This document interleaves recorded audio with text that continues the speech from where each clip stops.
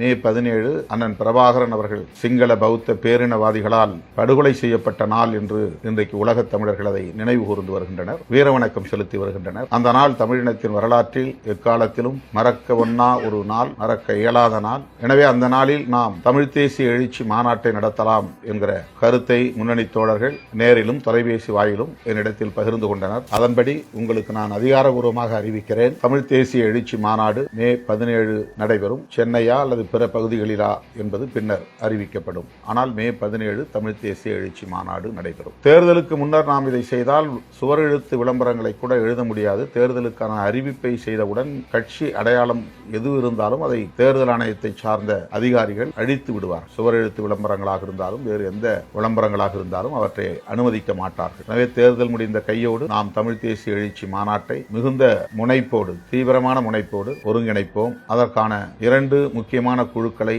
விரைவில் அறிவிக்க இருக்கிறேன். ஒன்று மாநாட்டு மலர் தயாரிப்பதற்கான குழு, தமிழ் தேசிய எழுச்சி மாநாட்டு மலர். இரண்டாவது மாநாட்டு பணிகளுக்கான ஒருங்கிணைப்பு குழு. அந்த குழு தமிழ் அறிஞர்கள் யார் யார் அந்த மாநாட்டில் பங்கேற்க இருக்கிறார்கள் என்பதை முடிவு செய்யும். அரசியல் கட்சி தலைவர்களை யார் யாரை அழைக்கலாம் என்பதை முடிவு செய்யும். ஒரு நாள் அல்லது 2 நாள் என்று தொடர்ச்சியாக காலை மாலை என பல அமர்வுகள் கொண்டு இந்த மாநாட்டை விரிவாக நடத்தலாமா, அல்லது வெகுமக்கள் பங்கேற்கிற திறந்தவெளி மாநாடு மட்டும் வழக்கம் போல நடத்தலாமா என்பது குறித்து அந்த மாநாட்டு பணிக்குழு அல்லது ஒருங்கிணைப்பு குழு முடிவு செய்து அறிக்கை அளிக்கும். எனவே மாநாட்டு மலர்குழு மற்றும் மாநாட்டு ஒருங்கிணைப்பு குழு விரைவில் அறிவிக்கப்படும் என்பதை தெரிவித்துக் கொள்கிறேன்.